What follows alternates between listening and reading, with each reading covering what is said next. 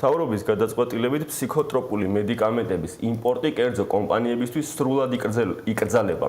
ამასთანავე კერძო კომპანიები ეგრეთ წოდებული მეტადონის პროგრამიდანაც ამოირიცხებიან. რატომ მიიღო ეს გადაწყვეტილება მთავრობამ და რაც თავარია, რა ეკონომიკურ და არა მხოლოდ ეკონომიკურ შედეგებს უნდა ველოდოთ ამ გადაწყვეტილებიდან. თემაზე სასაუბროთ პირდაპირ ეთერში მაკა გოგია, ზიანის შემცირების საქართველოს ქსელის პროგრამის დირექტორია ჩვენთან ერთად.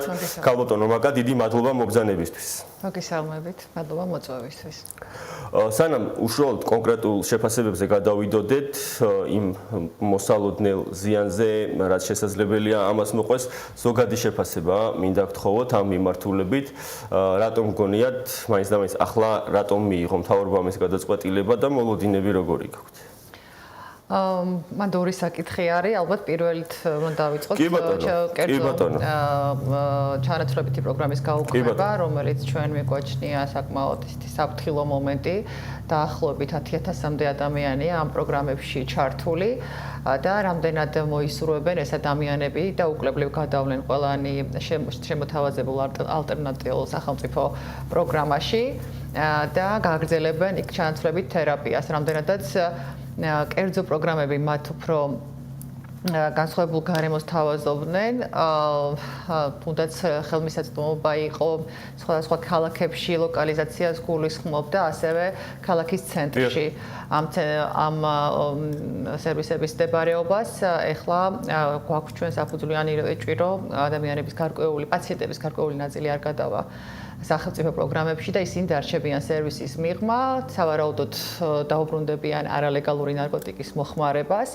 საკმაოდ მაღალია რისკი იმ მხრივ, რომ ალტერნატიული სამკურნალო პროგრამები ხელმისაწვდომით არ არსებობს, რომ ამ ადამიანებმა მიმართონ, გაიარონ დეტოქსი ხანგრძლივი, რომელიც უნდა იყოს წესით უფასო და ხელმისაწვდომი და ასევე რეაბილიტაცია, რესოციალიზაციის ხანგრძლივი კურსი, რაც აუცილებლად სჭირდებათ ნარკოდამოკიდებულების მქონე პირებს სრული რეაბილიტაციისთვის. ქალბატონო მაკა, ამ რეალობაში შესაძლებელია ვთქვათ, რომ ადამიანთა გარკვეული კატეგორია შესაძლებელია გარკვეულწილად დარჩეს ჰაერში ამ მიდგომით? შესაძლებელია, განსაკუთრებით გეოგრაფიული ბარიერი არის მნიშვნელოვანი, მოგეხსენებათ კერძო პროგრამები, სადაც იყო ყველგან არ არის სახელმწიფო პროგრამა და რამდენად შეძლებს ადამიანები ქალაქებში მობილობას და თუნდაც მეორე ფაქტი რაც დაანონსეს, რომ ქალაქიდან მოშორებით უნდა იყოს გატანილი ეს პროგრამები. ბოდიში უნდა ჩაგეკითხოთ ამ ნაწილში.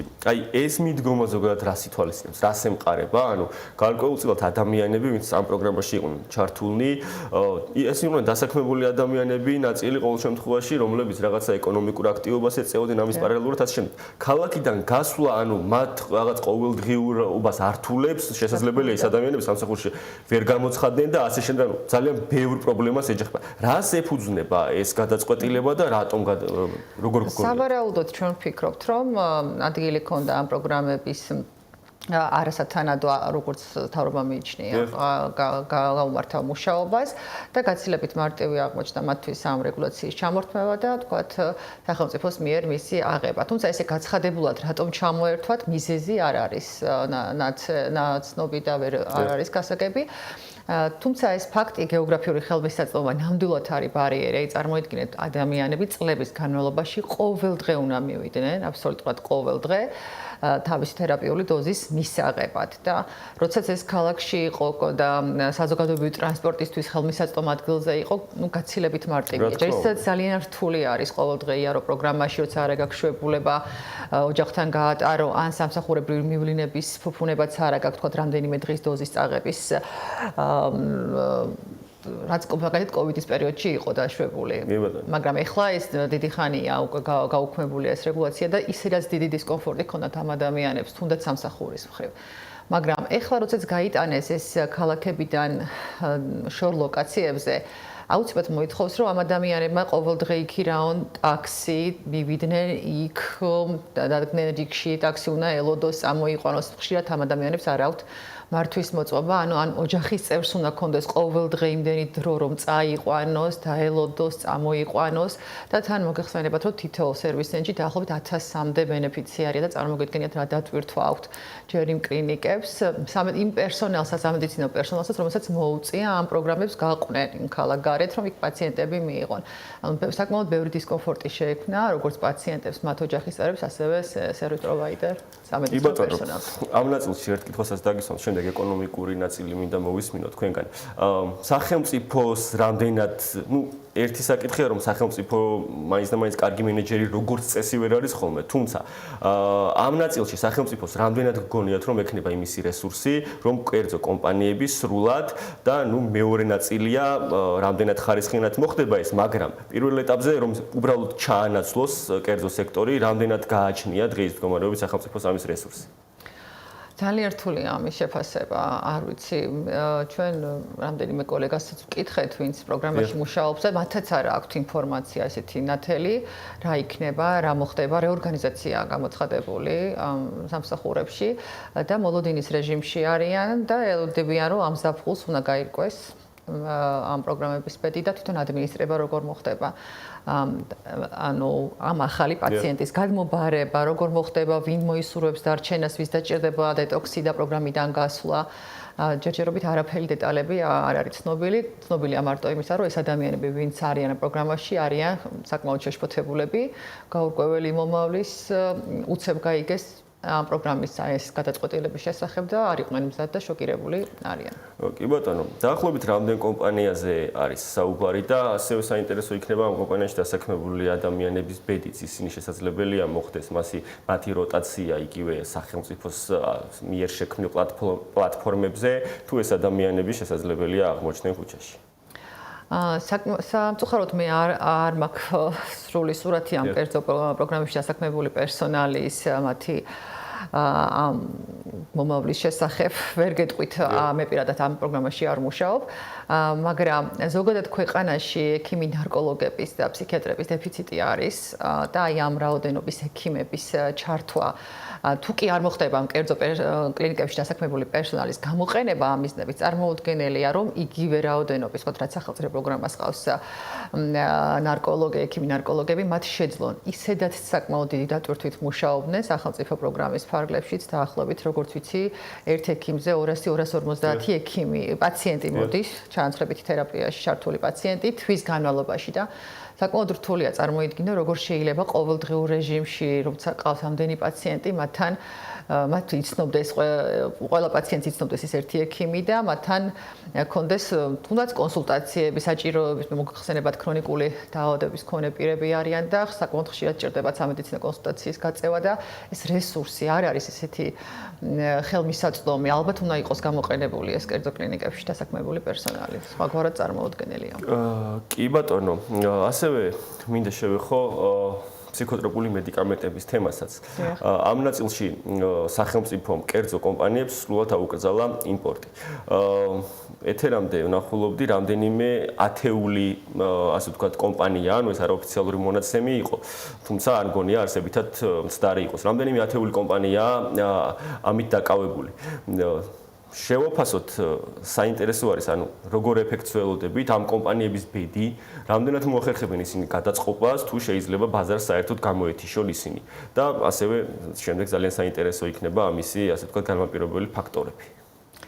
როგორ გითხრათ, საკმაოდ რთული კითხვა არის. ალბათ ამ კომპანიებს თავისი ბიზნეს გეგმა ექნება, რა უნდა უყონ პრეპარატებს, რომელიც უკვე შემოტანილი აქვთ და ალბათ იქნება კომუნიკაცია და სახელმწიფო პროგრამებსა და სამინისტროსა და მათ შორის პრეპარატების გამოყენებაზე. თუმცა მინდა ცალსახად აღვნიშნო, რომ ხელმისაწვდომობა ფსიქოტროპულ მედიკამენტებზე იყო საკმაოდ მაღალი. გულისხმობ არალეგალურ ხელმისაწვდომობასაც და მათ მოხმარებასაც. ჩვენ პროგრამაში, ზიანშემცირების პროგრამაში, რომელსაც წელიწადში დაახლოებით 40,000-მდე ნარკოტიკების ინიექციურ მომხმარებლებს ვაწვდით, საკმაოდ მაღალ ციფრს ასახელებდნენ, რასაც ისინი მოიხმარენ ამ ინიექციური ნარკოტიკის პარალელურად ფსიქოტროპულ საშუალებებს და არ იყო ყოველ შემთხვევაში მათთვის სირთულე ამ პრეპარატების შესყიდვა. ერთი არის რამდენად ეს რეგულაცია და მისასალმებელი რეგულაცია, რომ უფრო უნდა გამკაცრდეს და არ უნდა ქონდეს თქვა არასრულწლოვან ბავშვსაც ხელმისაწვდომობა და ფთიახში შევიდეს და ადვილად იყიდოს. ეს რა თქმა უნდა დასარეგულირებელია. მაგრამ მეორე მხრივ იმ ადამიანებს, რომლებიც უკვე ამაზე ხანგრძლივად იმყოფებიან და აქვთ გარკვეული მიჯაჭვულობა, ესე არ უნდა დარჩნენ მოხსნის სინდრომის ქვეშ, რომ ამ ადამიანებს სჭირდებათ რაღაც თერაპიული დოზის გავლა, იმისთვის რომ არ იყვნენ ესეთ ტანჯვალ მდგომარეობაში, ხო?